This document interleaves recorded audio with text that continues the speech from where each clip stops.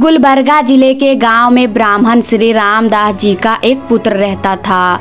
उसका नाम बिल्वा मंगल था। महाकामी बिल्वा मंगल अपनी पत्नी होते हुए भी एक दूसरे गांव की स्त्री के फंदे में बुरी तरह से फंस गया था। दोनों गांव के बीच एक बड़ी सी नदी थी और वह युवक प्रतिदिन एक छोटी सी नाव से नदी पार करके अपनी प्रेमिका के पास जाता था। एक दिन उस युवक को अपने पिता के श्राद्ध कर्म करना था, इसीलिए उस दिन वह जा नहीं सका था, पर उसका मन अपनी प्रेमिका से मिलने के लिए छटपट कर रहा था। किंतु पिता के श्राद्ध कर्म को छोड़कर वह जा भी तो नहीं सकता था। हिंदू समाज में यह कार्य अनिवार्य अनुष्ठान माना जाता है। वह मन ही मन में क्रोध से उबल रहा था, परंतु विवश था। जैसे तैसे ब्राह्मणों को छटपट भोजन करवाकर श्राद्ध अनुष्ठान किसी प्रकार समाप्त करते हैं। रात्रि हो गई। बिल्वा मंगल अपनी पत्नी का त्याग करके घंघोर अंधकार में ही दौड़कर नदी के किनारे पहुंचा। भगवान की माया अपार है। अकस्मात प्रबल वेग से तूफान आया और उसी के साथ मूसलाधार वर्षा शुरू हो गई। नदी में भी भयंकर लहरें उठ रही थी। ऐसे में नदी पार करना बहुत खतरनाक था। उस समय वहां कोई नौका भी उपलब्ध नहीं थी। केवट इतने भयभीत थे कि कोई नदी पार करने को तैयार ही नहीं हुआ, किंतु उसे तो जाना ही था, क्योंकि उसका हृदय तो कभी का धर्म कर्म से शून्य हो चुका था। उसका मन मतवाला हो रहा था, उस स्त्री के प्रेम में तड़प रहा था, अतः उसने हर हाल में जाने का निश्चय कर लिया। पास ही लकड़ी का एक कुंदा बहता जा रहा था। उसने उसे पकड़ लिया और उसी के सहारे वह नदी भी पार कर गया। दूसरे किनारे पर पहुंचकर उसने उस कुंदे को निकालकर तट पर डाल दिया और अपनी प्रेमिका के घर पहुंच गया। घर के द्वार बंद थे। उसने द्वार खटखटाया, किंतु इतने जोर का तूफान बह रहा था कि किसी ने उसकी पुकार न सुनी। वह घर के चारों ओर घूमा और अंत में उसे दीवार पर रस्सी जैसी वस्तु लटकती हुई दिखाई दी। उसने उस रस्सी को पकड़ लिया और मन ही मन में बोला, ओह मेरी प्रेमिका ने मेरे ऊपर जाने के लिए रस्सी लटका रखी है। उसी रस्सी के सहारे वह दीवार पर चढ़ गया और दूसरी ओर पहुंच गया। तभी उसका पांव फिसला, वह गिर पड़ा। गिरने से ध्वनि उत्पन्न हुई और घर के लोग जग गए। वह स्त्री बाहर आई तो अपने प्रेमिका को बेहोश पड़ा पाया। किसी तरह उसे होश में लाई। तब उसे अनुभव हुआ कि उसके प्रेमी के देह से भयानक दुर्गंध आ रही थी। उसने पूछा, तुम्हें क्या हो गया है? तुम्हारे शरीर से इतनी दुर्गंध क्यों आ रही है? तुम घर कैसे आए? क्यों, क्या तुमने मेरे लिए रस्सी नहीं लटका रखी थी? स्त्री ने हंसते हुए कहा, यहाँ तुम्हारी प्रेमिका कौन है?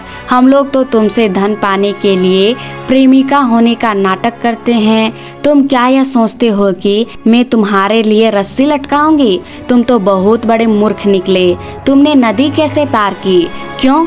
मैंने एक बहते कुंदे को पकड़ लिया था। स्त्री ने सुनकर कहा, चलो जरा दिखाओ तो। वह रस्सी एक नाग था, भयानक विषधर, जिसके एक दंत से मृत्यु निश्चित थी। जिस समय रस्सी समझकर उसकी पूंछ पकड़ी थी, उस समय उसका सिर बिल में था और वह भीतर जा रहा था। प्रेम में पागल होकर ही उसने यह कार्य किया था। जब विषधर का सिर बिल में हो और शरीर बाहर और उसे पकड़ा जाए तो वह कदापि अपना सिर बाहर नहीं निकालेगा। इसीलिए वह युवक उसके सहारे ऊपर चढ़ गया, लेकिन बोझ और खिंचाव से वह विषधर मर गया था। फिर स्त्री ने पूछा, तुम्हें लकड़ी का कुंदा कहाँ मिला? तो वह नदी में ही बह रहा था। वास्तव में वह जिसे कुंदा समझ रहा था, वह एक दुर्गंधपूर्ण मृत शरीर था। इसीलिए उसके शरीर से इतनी भयानक बदबू आ रही थी। चिंतामणि ने धिक्कारते हुए कहा, हे नीच ब्राह्मण, तू मुझ पर आसक्त होकर ऐसे कर्म कर रहा है। तुमने अपने हृदय में मुझ जैसी स्त्री को स्थान क्यों दिया? मेरे जैसे स्त्री के प्रेम में पागल होकर द्वार खटखटाने के लिए तू मध्य रात्रि में इतना साहस कर सकता है। इतनी ही अनुरक्ति यदि तू भगवान के साथ रखता तो तेरा जीवन धन्य हो जाता। इसे सुनकर बिल्वा मंगल उल्टे पांव घर लौटे और भगवान श्री कृष्ण के पवित्र चिंतन में निमग्न रहने का प्रयास करने लगा। तुमने यदि अपने हृदय में भगवान को स्थान दे दिया होता तो शायद तुम एक महान संत, शिक्षक, नेता बन जाते। इन बातों को सुनकर उस युवक के सिर पर मानो वज्रपात हो गया हो। मन में एक बिजली सी कौंधी और कुछ क्षणों के लिए मानो उसको अंतर्दृष्टि प्राप्त हो गई हो। क्या सचमुच मेरे हृदय में ही भगवान है? स्त्री ने कहा। हाँ मेरे मित्र, भगवान वही है। बिल्वा मंगल ने उसी क्षण उस स्त्री के घर का त्याग कर दिया और चलते चलते एक जंगल में पहुंच गया और ईश्वर से रो रो कर प्रार्थना करने लगा। हे ईश्वर, मैं केवल तुम्हें चाहता हूँ। मेरा यह प्रचंड प्रेम प्रवाह किसी नश्वर मानव शरीर में शांति नहीं हो पा सकता। मैं तो उस प्यार के सागर से प्रेम करना चाहता हूँ जिसमें मेरे प्रेम का वेगवती नदी जाकर एकाकार हो जाए।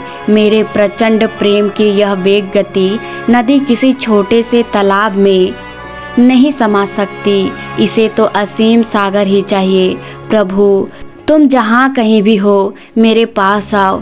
इसी प्रकार बहुत वर्षों तक जंगल में रहते हुए साधना करने के बाद उसे ऐसा लगा कि अब उसका मन साम्य भाव में स्थित हो चुका है। आशा करती हूँ मित्रों आपको ये कहानी पसंद आई होगी। पसंद आए तो वीडियो को लाइक, शेयर, सब्सक्राइब जरूर कर देना। मिलते हैं अगली वीडियो में, तब तक के लिए राधे राधे।